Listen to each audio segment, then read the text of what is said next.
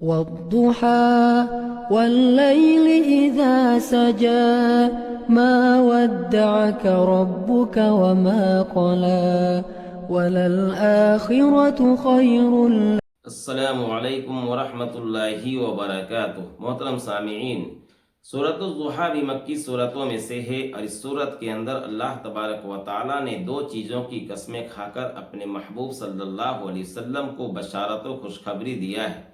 اسی طریقے سے اس سورت کے اندر اللہ تبارک و تعالیٰ نے آپ پر جو انعامات فرمائے ہیں اور اس انعام پر جو آپ کو امر ملا، جو آپ کو حکم ملا ہے، اس کو بھی بیان کیا گیا ہے. تو دراصل یہ کہیے کہ سورۃ الضحیٰ یہ نعت رسول ہے اور یہ نعت محبوب صلی اللہ علیہ وسلم ہے.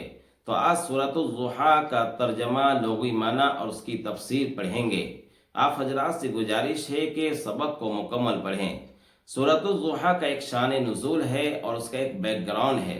اس کا بیک گراؤنڈ اور شان نزول یہ ہے کہ جب نبی کریم صلی اللہ علیہ وسلم کی انگلی مبارک زخم ہو گئی اور کچھ دنوں کے لیے وحی موقوف ہو گئی، تو اس موقع پر کفار مشرکین آپ صلی اللہ علیہ وسلم کو کہنے لگے کہ محمد کا رب محمد سے ناراض ہو گیا ہے اور اسے تنہا چھوڑ دیا ہے.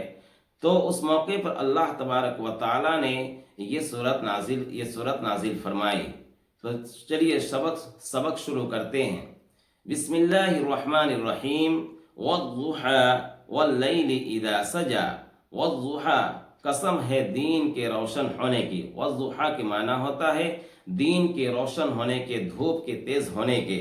واللیل اذا سجا، اور رات کی جب کہ وہ چھا جائے، قرار پا جائے. لیل کے مطلب ہوتا ہے رات، اور اذا جب، اور سجا کے مطلب ہو گیا قرار پا جائے، چھا جائے. تو ان دونوں آیتوں میں اللہ تبارک و تعالیٰ نے قسم کھایا. آگے فرمایا ما ودعک ربک وما قلی، اور آپ کا رب آپ کو تنہا نہیں چھوڑا ہے اور نہ آپ سے ناراض ہے، نہ بیزار ہے. ماں نہیں، یہاں ماں نفی کے لیے استعمال ہوا ہے، کیونکہ کبھی ماں استفہامیہ کے لیے استعمال ہوتا ہے، یعنی سوالیہ جملہ کے لیے، لیکن ماں یہاں نفی ہے، یعنی نہیں. ودعا کے مطلب ہوتا ہے تنہا چھوڑنا، اور کاف کے مطلب ہو گیا آپ کو. تو آپ کو تنہا نہیں چھوڑا ہے. رب اور کاف آپ کو، آپ کا رب، تو آپ کے رب آپ کو تنہا نہیں چھوڑا ہے. واو اور ماں نہیں، اور قلا کے مطلب ہوتا ہے بیزار ہونا، ناراض ہونا، اور نہ بیزار ہوا ہے اور نہ ناراض ہوا ہے. تو آپ کا رب آپ سے آپ کو تنہا نہیں چھوڑا ہے اور نہ بیزار ہوا ہے.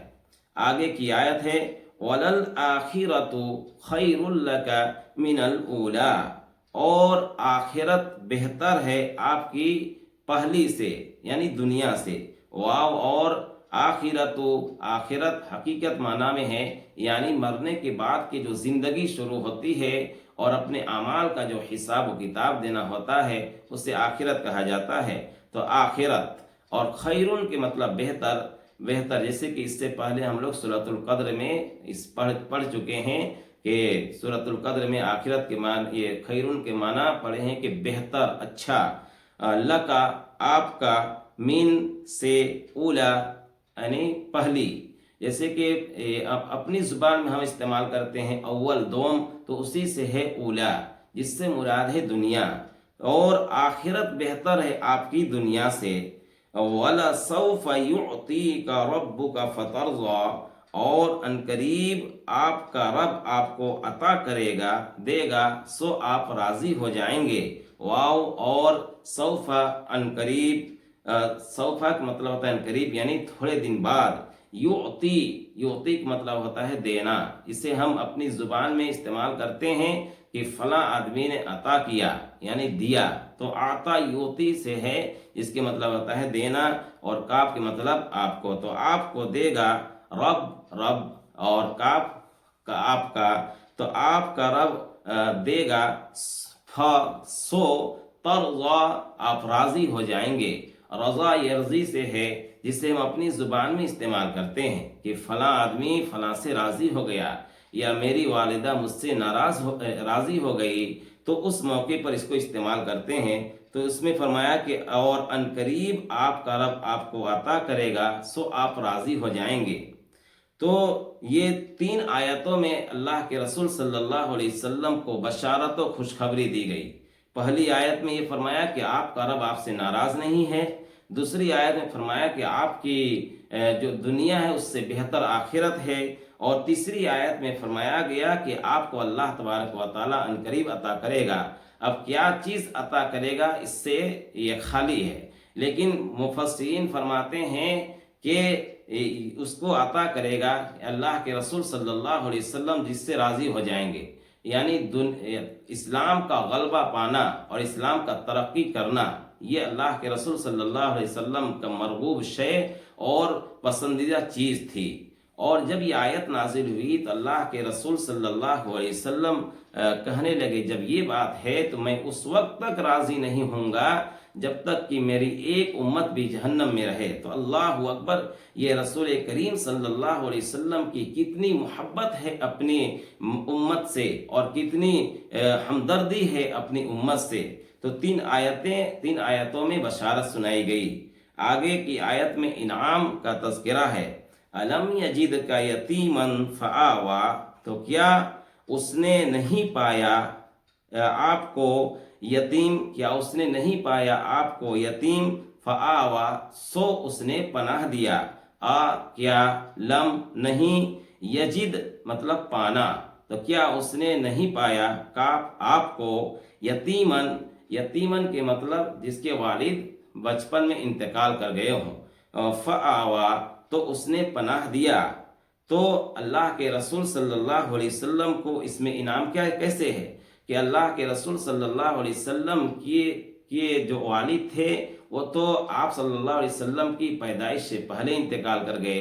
جب آپ صلی اللہ علیہ وسلم 6 برس کے ہوئے تو آپ کی والدہ چلی گئی، اور پھر آپ صلی اللہ علیہ وسلم اپنے دادا کے پرورش میں رہے۔ 8 سال کے آپ صلی اللہ علیہ وسلم ہوئے تو آپ کے دادا چل بسے، اور پھر آپ کن کے پناہ میں رہے؟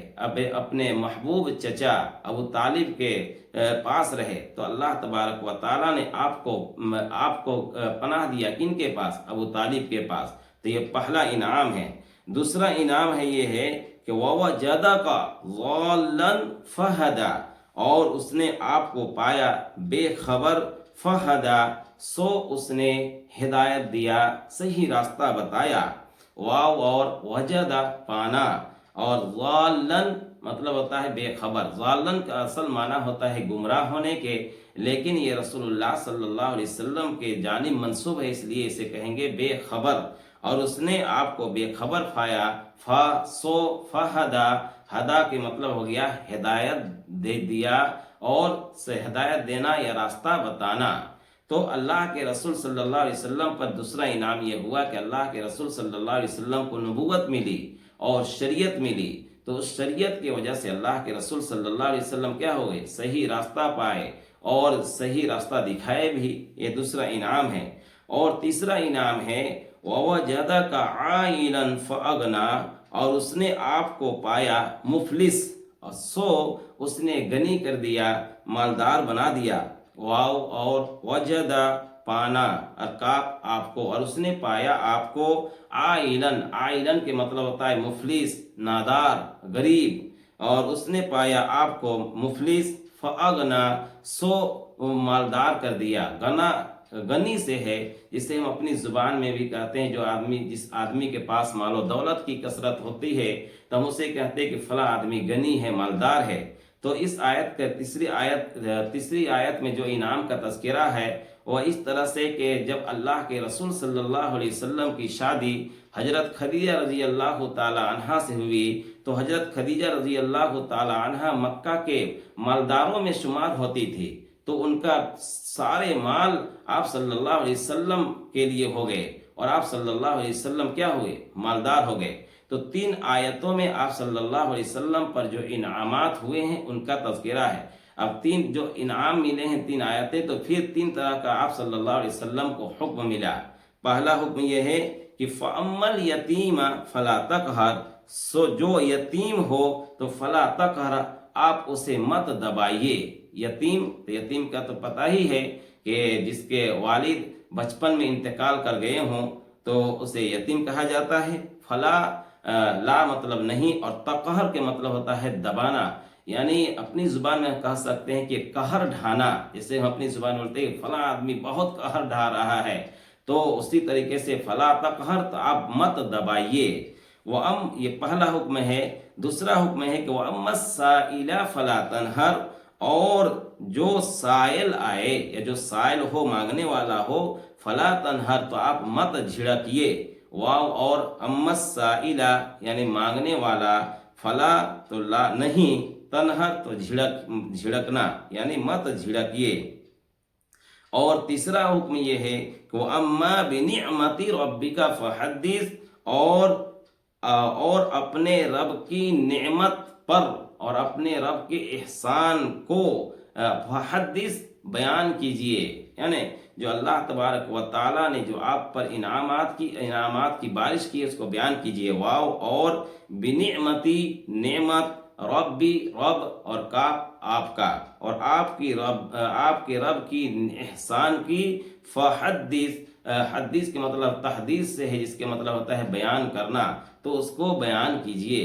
تو یہ سورۃ الضحیٰ کا ترجمہ اور اس کے لغوی معنی اور اس کی تفسیر تھے۔ اللہ تعالی ہمیں ان باتوں پر عمل کی توفیق عطا فرمائے۔ آمین، وآخر دعوانا الحمد للہ رب العالمین۔